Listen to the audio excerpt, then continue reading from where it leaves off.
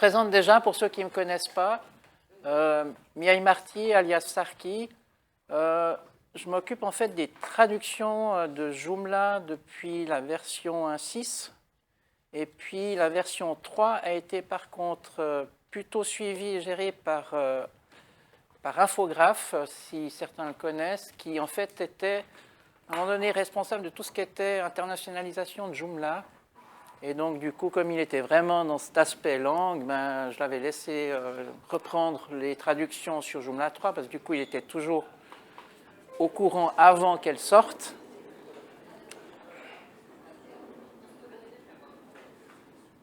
Voilà, ça vient. Je vous le dis comme ça, je ne sais pas si parmi vous, parce qu'à un moment donné, quand on avait préparé les traductions de Joomla 4, j'avais fait appel à des volontaires, puis certains s'étaient inscrits, je ne sais pas s'il y en a parmi vous. Donc, si c'est le cas, je les remercie. Et puis, si tout d'un coup, vous voyez des choses, des traductions qui ne sont pas tout à fait justes, etc., n'hésitez pas à remonter. C'est vrai qu'au début de la première version de Joomla 4, en fait, on avait encore un outil qui permettait de voir à l'intérieur de l'administration l'environnement où s'affichait la traduction. Ce qui n'est plus le cas. Le plugin n'est malheureusement plus compatible aujourd'hui.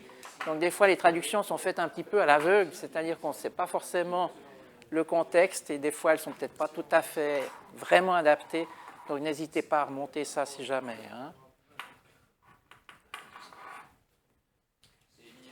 Comment est-ce qu'on les remonte? Alors, vous pouvez passer par le site de Joomla FR, le formulaire de contact. Moi, je reçois les emails qui passent par eux, donc n'hésitez pas. Vous me contactez info@sarki.ch, mais passez par Joomla FR, c'est plus simple, quoi. Ouais. Ça marche. Ouais. Sinon, on peut prendre ton ordi puisqu'il n'est plus utilisé, il n'y a plus de session avec ça. Bon, malheureusement. Alors, ouais, en attendant qu'ils finissent, comme je disais, la migration de Joomla 3 à Joomla 4, il y a différents critères. Évidemment, il y a Joomla, sa base, comme on va le voir, il y a des outils, puis après, il y a les extensions. Malheureusement, on l'a vu, ces dernières années, les contributeurs ont diminué chez Joomla, pas mal sont partis chez WordPress. Plus de public, donc plus rentable aussi de développer quelque chose. Et donc, du coup, on a quand même passablement d'extensions qui n'ont pas été portées sur Joomla 4, ou peut-être pas encore. Ça fait pas tout à fait une année que Joomla 4 est sorti. Donc, il y a encore des gens actuellement, notamment, il y a une solution dont on va parler tout à l'heure, dont le développeur est en train de la finaliser. Donc on voit, ça ne veut pas dire que les développeurs ne vont pas adapter, mais le passage de Joomla 3 à Joomla 4 nécessite pas mal de changements dans le code. Donc ce n'est pas juste 2-3 petites adaptations faites en quelques minutes, ce qui peut aussi expliquer que certaines extensions ne vont pas du tout être portées ou vont encore prendre du temps pour le faire. Donc, ne vous découragez pas si jamais. N'hésitez pas aussi à prendre contact avec les développeurs. En général, les développeurs sont assez réactifs, répondent, que ce soit par leur forum ou même des fois directement. Quand vous ne savez pas qui est le développeur, n'hésitez pas à ouvrir votre archive de l'extension et à regarder le fichier XML. Le fichier XML qui permet l'installation, en général, il y a toujours l'adresse email ou le site web de l'auteur. Donc ça, c'est un bon truc si jamais pour contacter la personne. Ouais. Ah! Attends. Bon, non, alors pas A. B. La première fois, la traduction automatique en anglais, c'est un peu dommage. Ah ouais. Ouais.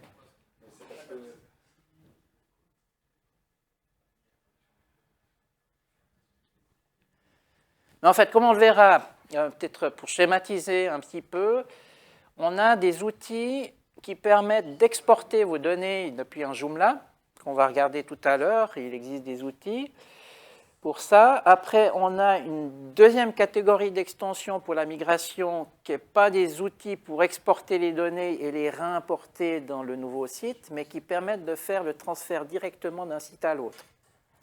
Ça, c'est la deuxième catégorie d'outils.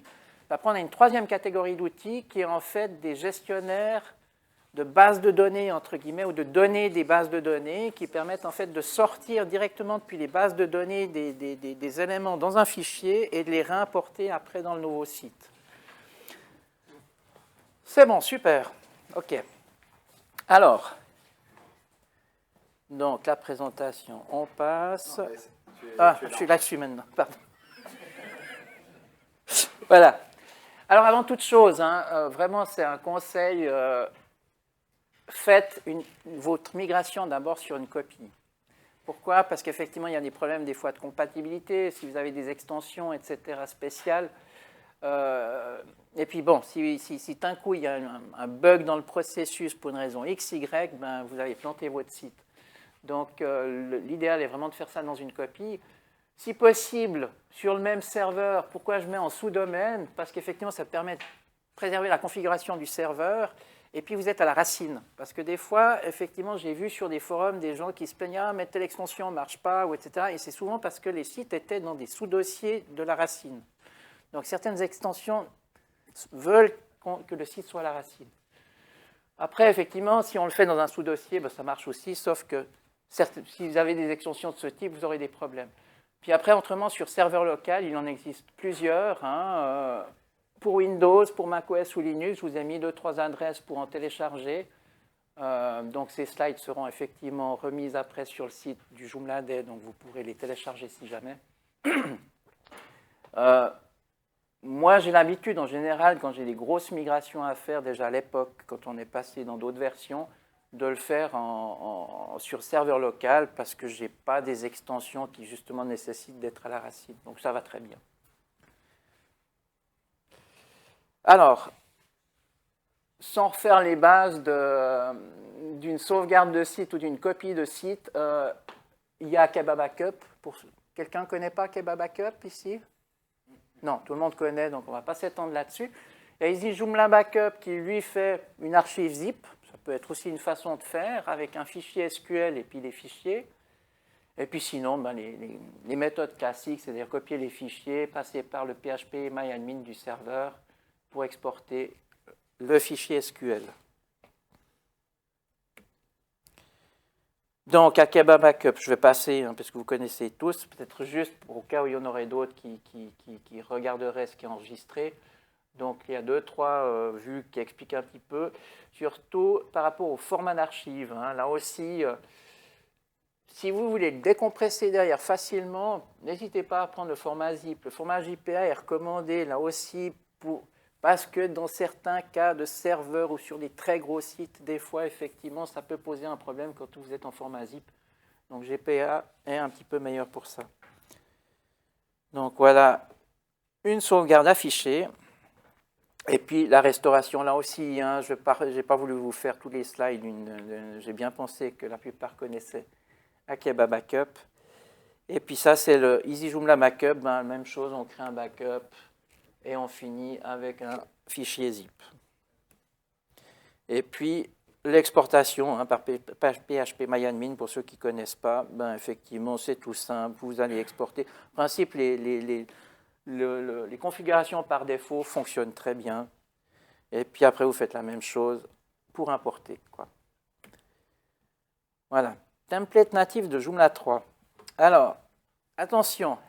Les templates, quand vous migrez sur Joomla 4, les templates par défaut qui sont dans Joomla 3, donc BIS 3 et Protostar, sont supprimés. Donc si vous avez un template dans votre Joomla 3 qui est une adaptation d'un de ces deux templates, faites attention parce que vous allez le perdre. Donc les extensions tierces, effectivement, comme je vous l'ai dit tout à l'heure, vérifiez bien leur compatibilité. Donc ça sous-entend bien sûr les templates, comme je viens de le dire, les composants, les plugins, les modules, les langues, parce qu'il peut y avoir des fichiers langues qui sont différents pour Joomla 4, notamment la traduction de Akeba Backup de Joomla 3 ne fonctionne pas pour Joomla 4. Alors, j'ai adapté, pour le moment, je ne sais pas où la mettre à disposition, mais on va refaire cette année le site de Joomla FR, et j'en parle une petite parenthèse, parce qu'effectivement, j'aimerais bien qu'on fasse un petit répertoire de fichiers langues. C'est-à-dire pour des extensions, à l'époque, c'était un petit peu plus facile avec les auteurs. Puis pour finir, certains auteurs, ça leur faisait des charges de travail, donc on n'a plus voulu s'occuper de tout ça. Donc ce serait bien qu'on puisse recentraliser un endroit et puis encourager aussi les participations de chacun, qui ont des fois traduit des choses, etc., qui puissent eux-mêmes déposer ces fichiers. Donc, et puis ça veut dire aussi les bibliothèques de script, hein, qui utilisent certaines extensions. Et puis ça peut être aussi des fichiers. Les fichiers, ça peut être différentes choses, notamment des paquets de langues pour des extensions. Il y a un vérificateur de compatibilité, donc comme on l'a vu ce matin pour ceux qui ont vu la petite introduction sur Joomla 4. Il y a un vérificateur de compatibilité dans Joomla 3 qui permet de vérifier si les extensions sont compatibles. Personnellement, je vous conseillerais quand même d'aller vérifier auprès des auteurs toujours, parce que la vérification notamment de compatibilité ne va pas vous dire si l'auteur a développé une version spécifique pour Joomla 4. Donc, on revient sur l'exemple d'Akeba Backup. Akeba Backup, comme on va le voir, on verra un peu plus loin dans une image, où je ne sais plus si je l'ai mise. Akeba Backup, il vous dit que c'est bon, qu'il est compatible, vous pouvez y aller sans autre. Mais en fait, il y a une version spécifique pour Joomla 4. Donc, c'est pour ça que vraiment, ça vaut la peine d'aller vérifier sur les sites des auteurs toujours. Donc, pour mettre à jour Joomla, vous connaissez le chemin, rien de particulier.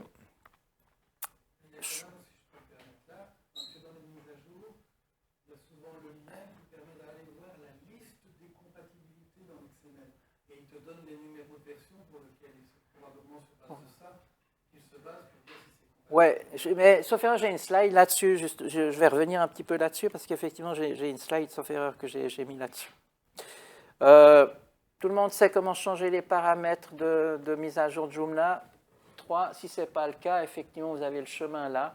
Il faut bien mettre le prochain Joomla pour qu'il vous propose la mise à jour vers Joomla 4. Sinon, il ne vous proposera que les mises à jour de Joomla 3.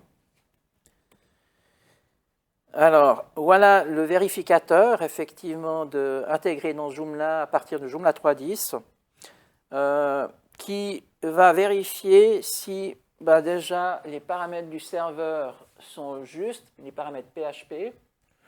Là, je l'ai fait sur le serveur local XAMPP, sauf erreur, ouais. Donc, on voit que par défaut, il y a deux paramètres qui ne sont pas de manière idéale, configurés de manière idéale, mais par expérience, je sais qu'ils ne posent pas de problème, ces paramètres. C'est pour ça que je n'ai pas pris le temps de les modifier. Et puis là, on a justement, ça c'est en dessous de ce qu'on a vu tout à l'heure, qui en fait est la partie de vérification justement de compatibilité des extensions. Alors, on voit très bien là, effectivement, que déjà, le paquet de langues, pourtant, c'est de Joomla, mais version compatible Joomla, aucune information de compatibilité. Donc, en fait, malgré que c'est un pack qui est distribué par Joomla.org, etc., il ne va pas vérifier ça. Donc, encore une fois, c'est pour ça que je dis, allez plutôt vérifier quand même, pour être sûr auprès des auteurs. Là, on voit en l'occurrence qu'on a une extension avec une alerte qui dit qu'il y a un problème potentiel. Alors, ça ne veut pas dire qu'il a assuré absolu. Donc, encore une fois, allez peut-être vérifier sur le site de l'auteur si vous voyez ce genre d'alerte. Après, voyez aussi en fonction de vos besoins. Là, c'est quoi comme une extension? C'est le Joomla Backup, je vous ai montré là tout à l'heure, qui permet de faire une archive zip. Il permet en fait de faire des archives avec un cron job. Donc, un déclenchement automatisé depuis le serveur. J'en ai pas besoin. Si je ne veux pas utiliser cette fonction, à la limite, je peux même désinstaller ce plugin. Ça ne va pas me poser de problème. Ça ne m'empêche pas de faire fonctionner l'extension, et puis je suis sûr que je n'ai pas de problème de compatibilité. Donc, vous pouvez aussi le faire de cette façon-là.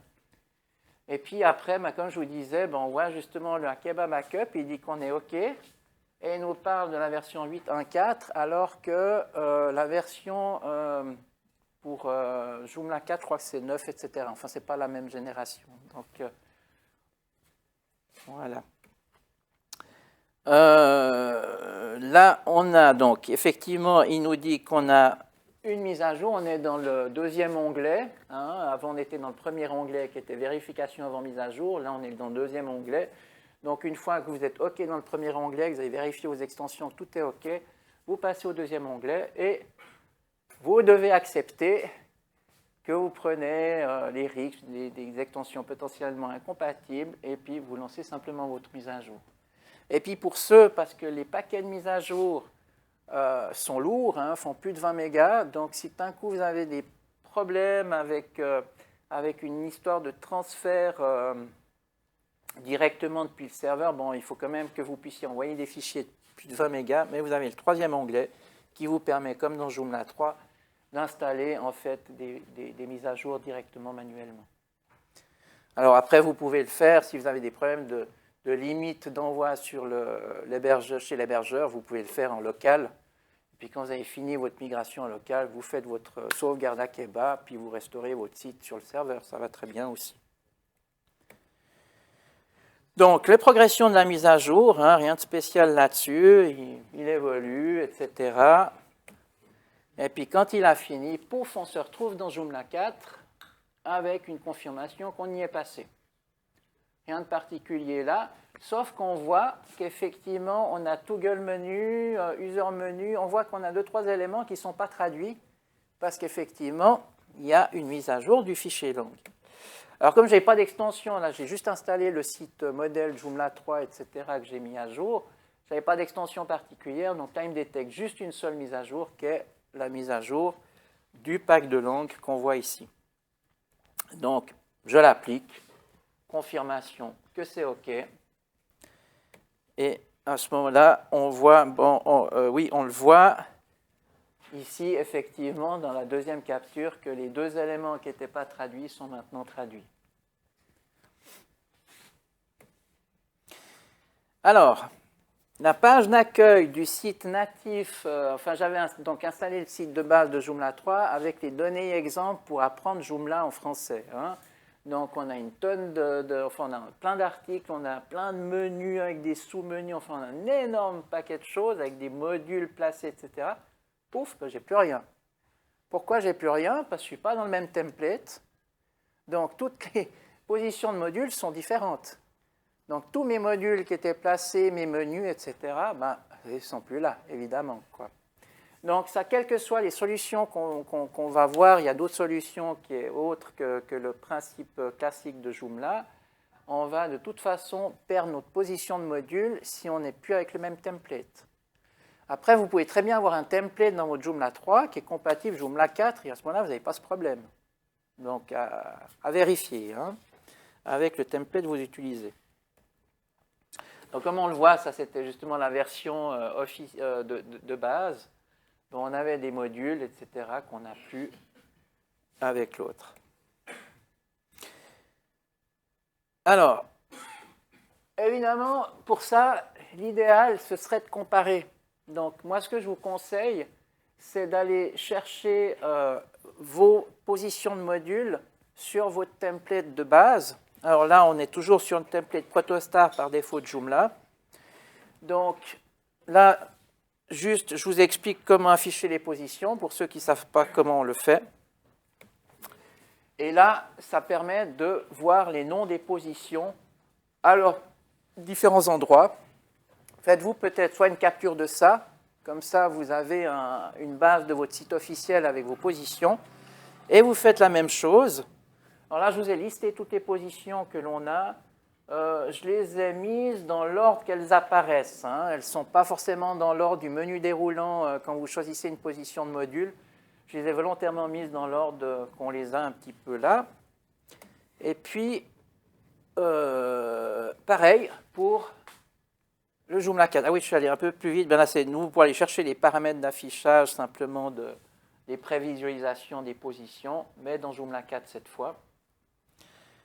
Et puis là, on retrouve nos positions. Donc, pareil, vous avez la liste des positions du Cassiopeia. Et en comparant, vous savez que, par exemple, une position qui s'appelait un tel sur le précédent template, du coup, doit être passée en position, par exemple, barre latérale gauche, barre left, etc. Les définitions qui sont là sont ce qui est affiché dans les menus déroulants, dans les listes déroulantes, pas les menus, les listes déroulantes lorsque vous choisissez une position de module. Donc, vous retrouvez ces définitions-là. Après, les autres solutions de migration. Donc, on a différentes solutions de migration. Si on ne veut pas passer par la solution de Joomla, pourquoi on pourrait hésiter à utiliser la solution officielle? Parce que, admettons que c'est un site qui était déjà au départ fait avec Joomla 1.5, qui après passé à 1.6, 1.7, 2.5, 3. Puis on a encore des vieux trucs, voire peut-être même des petits plugins, des petits machins, des fichiers qui restent au fond du site. Enfin bref, on ne se souvient même plus, avec tous les risques que ça peut comporter dans la migration. Alors parfois, effectivement, ça vaut plutôt la peine de construire un site, enfin de déployer un site Joomla 4 neuf, et puis d'importer les données de l'ancien site dans ce nouveau site. Et comme ça, on part vraiment avec une base saine et propre. Alors, J2XML est une extension dont le développeur a adapté là récemment, enfin a encore apporté des modifications là juste avant le JD. Marc, que je remercie encore, a pris contact, enfin un petit peu échangé avec lui parce qu'on avait un problème. C'est-à-dire tous nos caractères spéciaux, hein, souvent les développeurs, c'est des anglophones, ou en tout cas ils développent en anglais, et puis ils n'ont pas forcément des problèmes de caractères, enfin ils n'ont pas forcément des caractères spéciaux dans leur langue. Et donc, du coup, tous nos caractères spéciaux étaient encodés, donc la solution était inutilisable. Et là, il a vite adapté ça 2 jours avant, enfin il y a 2 jours, pour que maintenant on puisse utiliser ça aussi pour les langues avec accent. Il est encore en version bêta, hein, mais donc, en fait il était en alpha avant qu'on le contacte. On l'a tellement titillé. Ah oui, ceci et ça, ça serait bien. Donc voilà, en tout cas il a bossé, il est passé en bêta, donc j'espère bientôt qu'il sera... mais je ne pense pas qu'il y ait encore vraiment de bugs dedans, donc testez-le sur un duplicata. Voilà. Alors cette extension, elle permet d'exporter et d'importer les éléments du corps de Joomla. Ça veut dire que ce n'est pas les extensions, c'est vraiment les éléments propres à Joomla basique.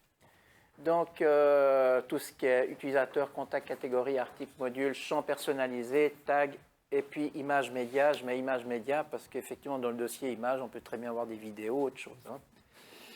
Alors, par contre, le transfert se fait que si on est sur un même serveur. J'ai dit uniquement serveur local, mais ce n'est pas tout à fait juste. Il faut en fait être sur le même serveur pour qu'il puisse transférer les fichiers. C'est-à-dire qu'on ne passe pas par un mode FTP, on a besoin d'une connexion pour transférer les fichiers. Les inconvénients actuels de cette extension, c'est les menus ne sont pas exportables. Donc, notamment dans le site modèle, la Joomla pour apprendre en français, vous avez, je ne sais pas combien, 30, 40, 50 liens de menus, en tout cas. Enfin, c'est une croix et une bannière, s'il fallait tout refaire. Bon, après, c'est faisable, mais voilà, c'est du temps à rajouter.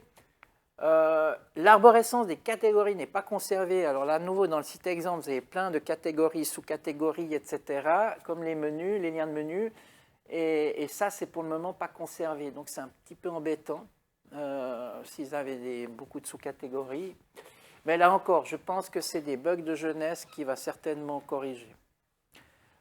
Et l'importation de plusieurs articles n'est attribuable qu'à une seule catégorie à choix. C'est-à-dire qu'on a la possibilité, est-ce que j'ai mis... Ouais, j'ai mis un slide là. Alors ça, c'est l'exportation. Vous voyez qu'on a quelques paramètres. Hein. On peut choisir les catégories, les champs, les images, les tags, et puis qu'est-ce qu'on prend de l'utilisateur. Alors là, peut-être aussi, on n'a pas des tonnes de choix possibles dans les paramètres, mais disons c'est suffisant pour transférer les choses. Et puis, encore une fois, on est dans une version, un système gratuit. Alors pour ceux qui ont des petits sites d'association puis qui n'ont pas vraiment des moyens d'aller plus loin avec ça, ça peut être une solution. Après, il suffit de glisser le fichier XML exporté depuis Joomla 3 dans le J2XML installé dans le Joomla 4 et puis vous réimportez vos données. Dans l'importation, vous voyez qu'on a quelques paramètres possibles. Alors, est-ce que j'importe s'il n'existe pas? Est-ce que j'écrase s'il existe? Et puis, est-ce que j'écrase s'il est plus récent? Ça, c'est pour les articles. Les autres paramètres, il n'y a pas le plus récent. C'est simplement est-ce que j'écrase ou est-ce que je le mets que s'il n'existe pas. Donc, on retrouve un petit peu les paramètres qu'on avait avant. Et puis, effectivement, les articles, par défaut, il va dans une catégorie Z qui est la catégorie par défaut installée dans un Joomla 4. Et puis sinon, on peut choisir la catégorie. Mais ça veut dire qu'il va balancer tous les articles dans une catégorie. Donc si on avait plein d'articles dans différentes catégories, il faudrait faire un fichier, enfin exporter un fichier XML pour chaque catégorie. Puis comme ça, vous pouvez choisir à l'import dans quelle catégorie vous les renvoyez.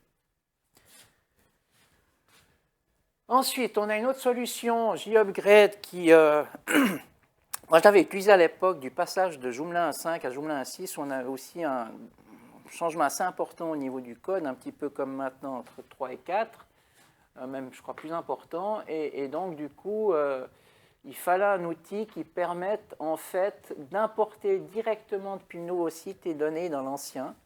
Et ça fonctionnait très bien. Là, pour le moment, elle ne fonctionne pas. J'ai réussi une fois à la faire fonctionner, puis après plus, puis l'autre jour, hier, ça partir marche chez nous, donc enfin, c'est pas stable. Tu m'avais envoyé un lien sur un échange sur... ouais, il faudrait que je relance, parce que j'avais vu que sa dernière question, c'était est-ce que le terminal fonctionnait, et puis c'est à cause du terminal qu'il y a un problème là actuellement. Donc je pense qu'il avait lui-même déjà repéré le problème, il faut lui faire un retour, quoi. Probablement qu'il va l'adapter.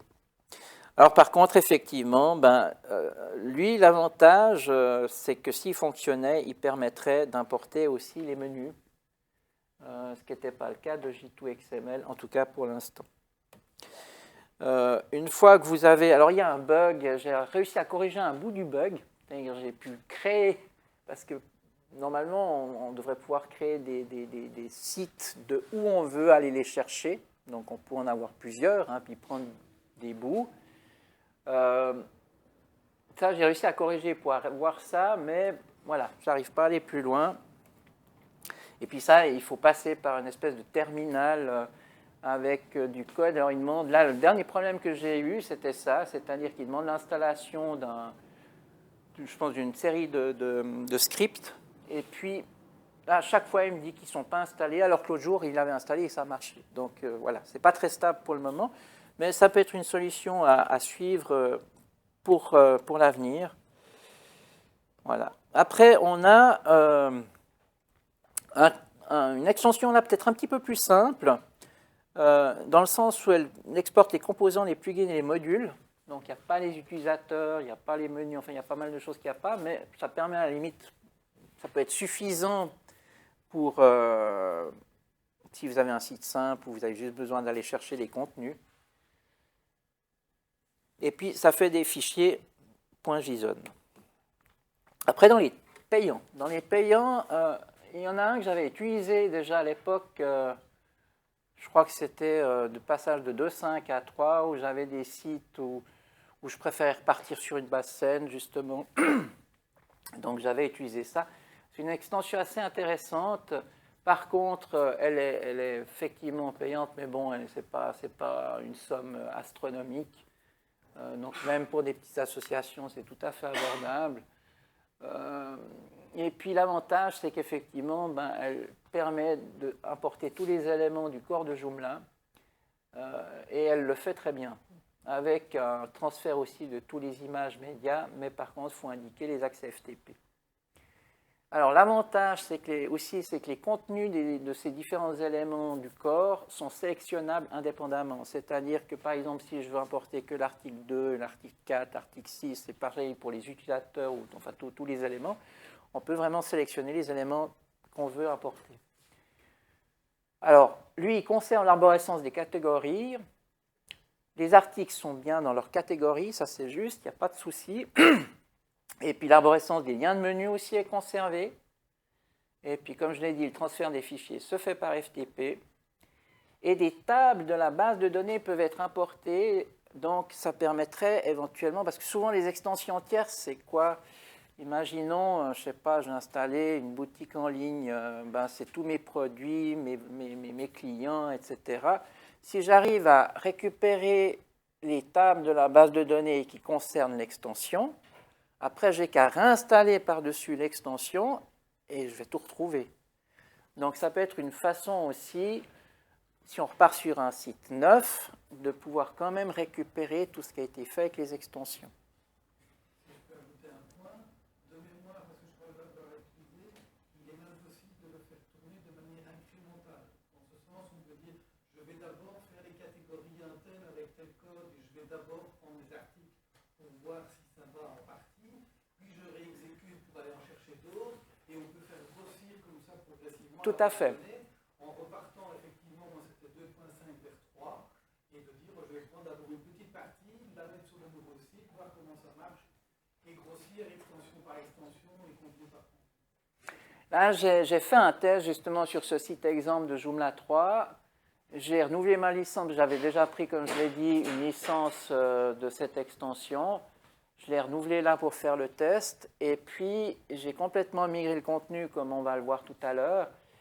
Par contre, je n'ai pas fait gaffe. C'est qu'à un moment donné, j'avais sélectionné les menus, je les ai importés. Oui, il y a un tout petit bug avec ça, en tout cas sur Firefox. Je n'ai pas testé sur d'autres navigateurs. Il y a un petit bug, c'est que si d'un coup vous avez une liste, ça vous ouvre une pop-up. Je ne sais pas si j'ai... Voilà. Ça vous ouvre une pop-up où vous choisissez, vous voyez, vous avez les différents éléments, les groupes, les accès, les utilisateurs, les tags, etc. Puis quand vous cliquez sur chose, ben vous avez la liste des éléments, par exemple la liste des catégories, et je sélectionne les catégories que je veux importer.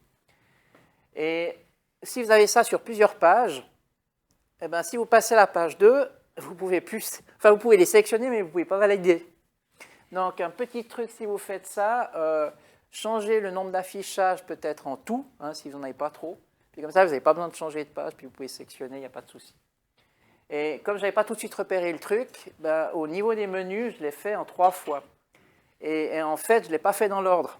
Et donc, du coup, il m'a bien respecté mon arborescence des menus, mais par contre, ils n'étaient pas dans le bon ordre parce que je ne les ai pas importés dans l'ordre régulier.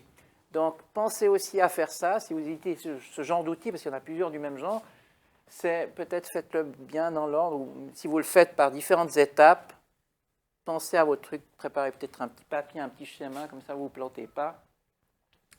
Voilà. Je reviens peut-être juste là à celle d'avant, voilà. Ben pareil, hein, vous pouvez décider est-ce que je skip les items ou est-ce que je remplace ce qui existe. Et puis, voilà, il y a les idées. Alors, pourquoi peut-être aussi mes menus n'étaient pas dans le bon ordre?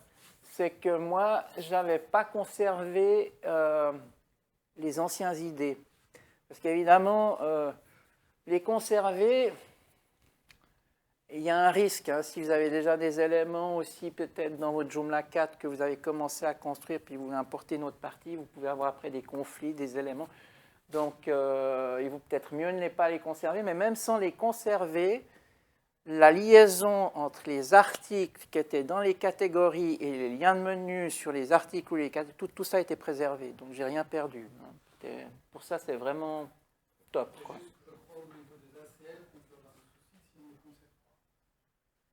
C'est possible.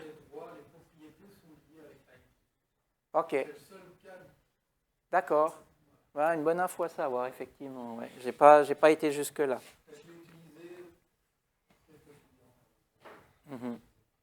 que c'est une extension sympa. En tout cas, elle marche bien. Moi, comme je dis, j'ai eu transféré plein de sites à l'époque avec. Et puis là, j'ai fait vraiment le test. Vous voyez, là, je suis dans le final. Après l'avoir, si vous vous souvenez du site de test de Joomla 3, on avait cette espèce de pseudo-galerie, etc. Donc, en remettant juste 2-3 modules en place, on voit qu'on retrouve quelque chose assez facilement. Mon menu en haut, mes positions, ma petite image en haut, et puis les éléments ici à droite. Je ne suis pas allé jusqu'au bout, hein, je n'ai pas remis la recherche, tous les trucs, etc. Mais c'est juste pour montrer qu'une fois que vous positionnez vos modules, vous retrouvez votre site sans problème. Ensuite, dans le même genre, on en a un autre. Alors celui-là, je ne l'ai pas testé, je ne le connais pas, mais en tout cas, il a l'air assez intéressant comme ça, la lecture de la description. Malheureusement, pas assez de captures pour vraiment se rendre compte de ce que c'est, etc. En plus, bon, il est un petit peu plus cher, il est même pas mal plus cher, en plus en sachant qu'il est valable que 3 mois, c'est-à-dire que c'est 3 mois de mise à jour, hein, pour ceux qui ne connaissent pas ça. Et puis sinon, 79 livres pour une année. Alors, son principe, c'est d'installer, alors ça peut être peut-être intéressant, comme je dis, je n'ai pas testé, mais l'idée c'est que lui, il va installer lui-même une nouvelle version de Joomla 4, puis après il va envoyer les éléments dans ce nouveau Joomla 4, et puis il fait ça dans un espèce de site test qui vous permet, de ce que j'ai lu, de valider. Si vous validez, il se conserve, puis sinon vous revenez en arrière, il efface tout, et voilà. Donc ça peut être aussi une solution. Et de ce que j'ai lu, effectivement, alors je n'ai pas remis toute la liste, mais il transfère aussi les éléments qui sont cités là dans le SP transfert, c'est du même type. Hein. Voilà. Et puis aussi, on peut passer des éléments. Ah oui, je suis sur un autre, pardon. Ah oui, c'est juste. Bah oui, justement, il n'y avait pas de capture, il n'y avait pas grand-chose. Donc voilà. Bah. Après ça, ça en a un autre, effectivement, qui est plutôt du même principe que SP Transfer, c'est-à-dire que vous installez votre nouveau site, vous installez l'élément dans le nouveau site, et puis vous allez chercher les données dans l'ancien. Même principe où vous devez donner les accès à la base de données, et puis là on ne le voit pas, je ne l'ai pas mis, mais dans cet onglet c'est pour les accès FTP. Voilà. Celui-là il tourne moins bien. Ouais. Celui-là il tourne moins bien parce qu'il migre de tous les médias. Ouais. Il va migrer tous les médias et il permet de faire une migration, que la personne travaille encore sur son site, etc. Par exemple un site e-commerce. Il va continuer à faire des ventes, et puis quand la solution est finie, tu bloques le site e-commerce et tu migres tout ce qui a été fait depuis. Tu vois, parce qu'il va rechercher dans la base de données, ouais. Dans la première base ouais. de données, il va chercher ce qui a changé depuis. Ouais. Ouais. Ouais. Alors, encore une fois, on pourrait le faire aussi avec d'autres, avec celui-là, puisqu'on peut choisir les éléments, et puis comme on l'avait vu avant, on peut décider d'écraser si c'est plus récent, ou etc. Donc, un petit peu le même principe. Après, je ne sais pas pour les extensions. Mais effectivement, ouais, ça peut être pas mal. Après, on a... Alors, je ne sais pas, peut-être est-ce qu'il y a des questions par rapport à ces outils d'import-export directement et tout? Non? OK. Donc là, on va passer à la troisième type de solution qui est en fait... Ah oui, peut-être juste une chose encore à dire là-dessus. Il permet d'exporter une série, d'importer une série de données d'extension, mais c'est des plugins que vous rajoutez qui sont vendus à 10 $ par extension. Donc, pourquoi pas, ça peut être une solution où vous démarrez sur un truc pas trop cher, puis vous prenez juste ce qu'il vous faut. Pourquoi pas. Et puis, on a, alors là, une autre catégorie d'extensions qui, elle, part plutôt sur un modèle, j'ai des données dans ma base de données, et puis en fait, je vais aller dans ma base de données, exporter ces données dans un fichier. Celui-là, je l'avais d'ailleurs acquis l'année dernière, je crois que c'est des fichiers XML, non, c'est des fichiers CSV, voilà, c'est des fichiers CSV qu'il fait. Et puis, alors, il nous propose des modèles pour certaines extensions, pour tout ce qui est corps de Joomla. Là, on ne voit pas très bien, mais là, on a 2-3 exemples. Moi, je n'arrive pas à lire non plus là-dessus, il est trop petit. Mais là, j'en vois un que je reconnais, c'est K2. Je crois qu'il y a Foca Download. Enfin, il y a différents modèles qui permet, qui est livré avec l'extension, qui permet effectivement d'importer ou d'exporter les éléments. Alors là, évidemment, ça voudrait dire qu'il faudrait installer ça dans les deux sites, dans le site en Joomla 3 pour exporter et dans le site en Joomla 4 pour importer. Après, je n'ai pas poursuivi avec celui-là parce que pour moi, il me paraissait un petit peu trop complexe. Mais après, voilà, encore une fois, j'en avais pas le besoin. Donc, si j'avais vraiment eu un besoin d'aller plus loin avec celui-là, j'aurais étudié un peu plus les tutoriels, parce qu'ils ont un super support là-dessus qui explique très bien comment utiliser cet outil. Et dans le même genre, toujours dans ces accès directs aux bases de données en import-export, on a RAW-CSVI qui est un petit peu plus cher, mais je le trouve un petit peu plus convivial personnellement. traité un site assez important l'année dernière, en fin d'année passée, avec ça, où c'était un site d'une boutique en ligne avec quoi, 250 articles peut-être, puis multivendeurs, donc avec 200 vendeurs. En fait, c'était un site où le client m'avait demandé d'adapter ce site pour... J'ai utilisé IKShop, IKMarket, et puis il voulait un process particulier, donc j'avais un petit peu adapté ces extensions pour arriver à ce process. Vous voyez, ça nous crée des problèmes, puis j'ai réussi à le convaincre de revenir au process de base de IKMarket, enfin du système multivendeur d'IKMarket. Mais du coup, comme j'avais fait des modifications, pour finir faire une migration était trop risqué, donc je préférais partir depuis un site neuf. Et en fait, j'ai utilisé ça pour exporter tout ce qui était lié à IKShop. Autant dans l'autre que dans celui-là, en fait, vous pouvez aussi sélectionner les éléments, c'est-à-dire que dans ces modèles qui sont proposés, de nouveau, comme on l'a vu tout à l'heure pour VData, on a des modèles qu'on peut exporter, importer, et dans ces modèles, en fait, il va donc chercher la table correspondante ou les tables correspondantes à l'extension. Et dans ces tables, vous pouvez sélectionner les champs que vous souhaitez exporter, importer. Pourquoi je le signale? Parce qu'à la limite, vous avez peut-être des tables où il n'y a rien dedans, parce que vous n'avez pas utilisé ces paramètres ou ces fonctionnalités de l'extension. Donc, il n'y a pas besoin de tout exporter, tout importer. Vous pouvez choisir, ou si tout d'un coup, vous voulez le faire en étapes, comme tu le disais tout à l'heure pour l'autre extension, vous pouvez le faire par étapes en prenant qu'une partie, en vérifiant, etc. Donc, comme cette migration que j'avais dû faire était assez complexe, c'est un outil qui était idéal pour ce genre de situation.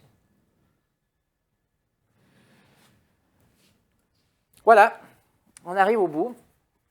Donc, après, il y en a d'autres. Hein, donc, n'hésitez pas à aller sur le site d'extension.joomla.org, qui liste donc les extensions disponibles pour Joomla.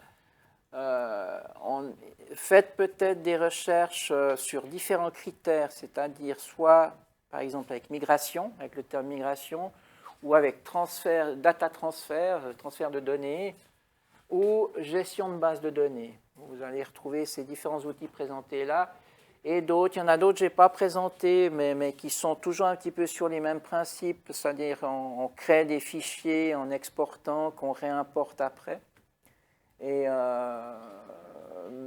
je ne les ai pas tous cités parce que, voilà, déjà le temps de préparer la présentation, et puis parce que je ne les connaissais pas, et puis certains sont, je ne me souviens plus maintenant du nom, mais il y en a un qui a une panoplie de sous-extensions, donc en fait, c'est, voilà, c'est par cas, donc, et puis c'est toutes des extensions payantes, donc voilà, je ne voulais pas vous engager sur des choses que je ne connaissais pas forcément.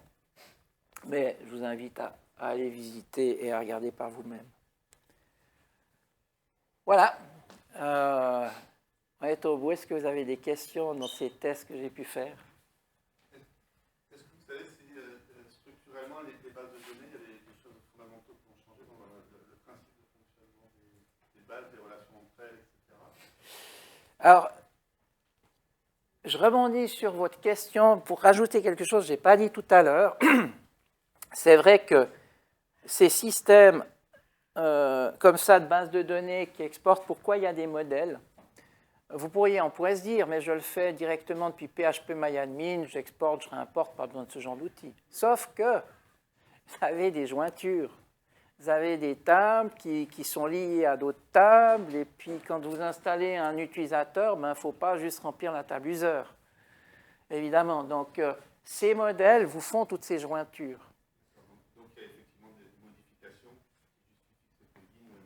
Ouais. Et puis, dans ce cas, dans celui que j'avais utilisé, ce n'était pas VData, c'était le suivant, la ROCSVI, IKMarket n'est pas proposé dans la liste. Donc, j'ai fait moi-même un modèle. Donc, vous pouvez faire vos propres modèles avec ces deux extensions. Et en fait, quand vous faites vos modèles, il est quand même suffisamment malin pour repérer les liaisons. Et donc, il vous propose de pouvoir sélectionner tout ce qui est lié. Donc, ça vous permet vraiment de faire vos propres modèles en fonction des extensions que vous avez à migrer. Donc, c'est pour ça que ces outils sont tout aussi valables, tant le VData que celui-là, pour exporter des données d'extension assez complexes. Dernière petite question, juste sur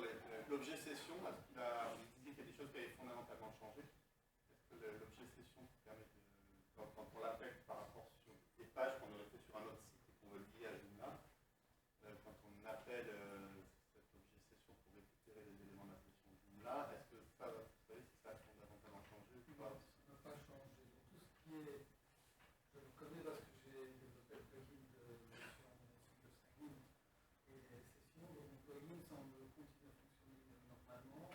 Et les autorisations, donc tout ce qui concerne login password, la manière dont c'est quitté ou approuvé, la table est quasiment identique. Je crois qu'il y a juste un champ de plus.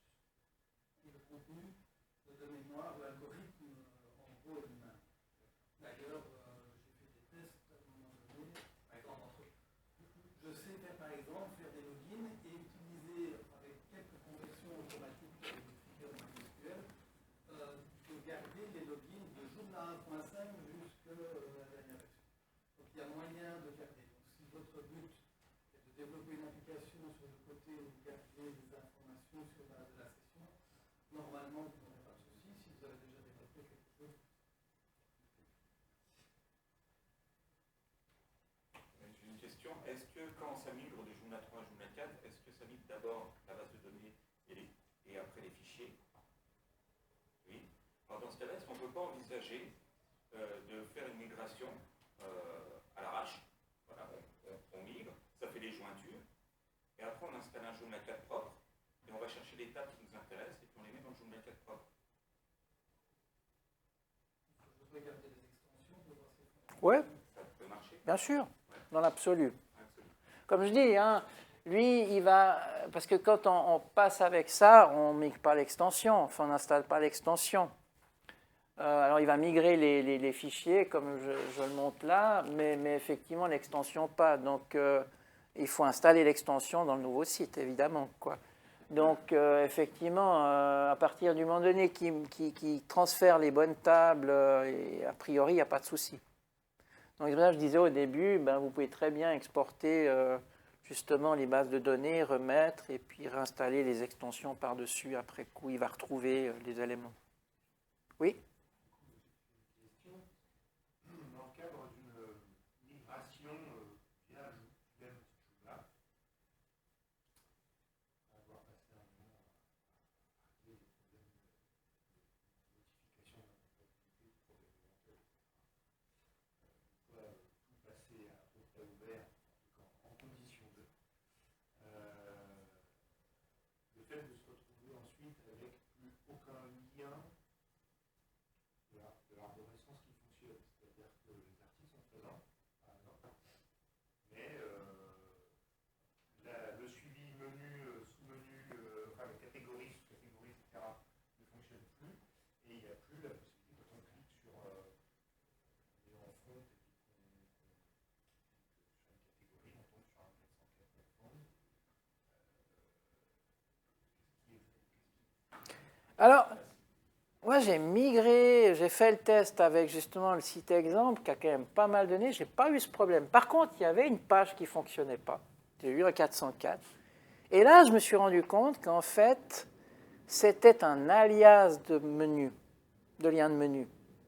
Et comme les ID ont changé, eh ben, effectivement, l'alias ne fonctionnait plus parce qu'il ne retrouvait pas le lien de menu auquel il était lié. Alors, je ne sais pas si c'est de ça que tu parles, enfin, si c'est le problème que tu as rencontré. Je ne sais pas si c'est ce problème-là qui est derrière. Tu avais beaucoup de liens qui ont pété ou bien tous? Alors, les articles, on peut les retrouver, les équipes qui sont là, ils sont dans la base, la base elle est déjà récupérée. Ouais. Tout ce qui est lien, quelque part, a sauté. S'il y a tous les alias à refaire, Non, je suis d'accord. C'est pour ça que vraiment, je ne veux pas faire de la pub, mais honnêtement, moi, celui-là, ben, je suis repassé à la caisse parce que je l'avais déjà utilisé, et puis dans des trucs aussi assez complexes, j'ai jamais eu de problème, ça marchait très bien, et là, j'ai fait le test, ça fonctionnait impeccable. Ouais. Ouais. Voilà. Donc, tu vois, ce n'est pas un seul avis. 100% de migration, ça a fonctionné, j'ai pas eu les 404. J'ai fait une seule migration. Avec cet outil aussi ou avec le truc Non, de vraie migration, le chemin qu'on fait de migration. de Joomla? Ouais. Il y avait des scories, parce que c'est un site que moi-même j'ai récupéré de quelqu'un d'autre. Il y avait un passé, c'était pas un site propre que moi j'aurais installé, où je sais exactement, les choses sont faites dans les règles et tout. Et je crois que tous les sites dans le futur, parce que là il y avait une urgence, tous les sites dans le futur, je pense que je préfère, peut-être une fois, j'aurai un contre-exemple, hein, de partir d'un site vierge. Je suis sûr qu'il n'y a pas une trace, un petit fichier qui va créer un effet de bord sur lequel on va perdre 4 heures. Franchement, je préfère encore créer 2 liens de menu qui me manqueraient, qui poseraient problème à la main, et partir d'un site propre où je sais que tout fonctionne et utiliser celui-ci ou un autre par exemple. Mais au Ça. final, c'est mon Ouais. Ouais. Des fois, il y a des trucs auxquels on ne pense pas, c'est des HT access qui ont été modifiés, c'est parce qu'on travaille dans un dossier, le chemin n'est plus, les chemins ne sont plus les mêmes, etc. Ah oui, ça pourrait être ton souci pourrait être un HT access, il y a des redirections. Peut-être.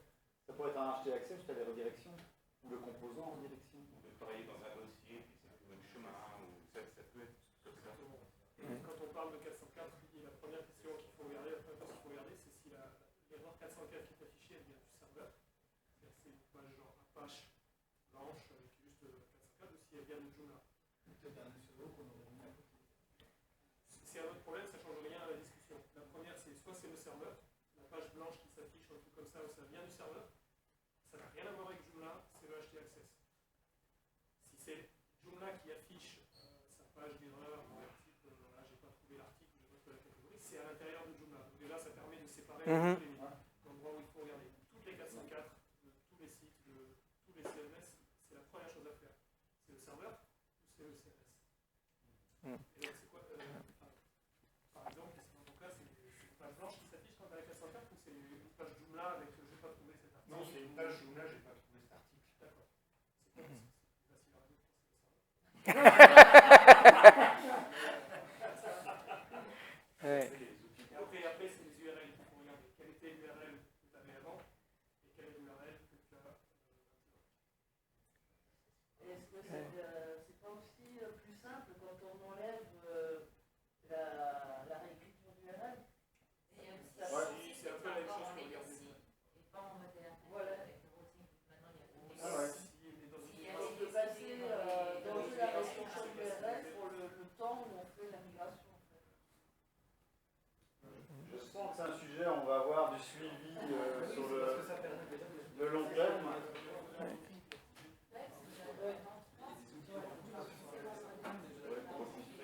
Reconstruire les menus, reconstruire la boîte, les articles, etc. Il y a des outils, on sélectionne tout et on demande de reconstruire.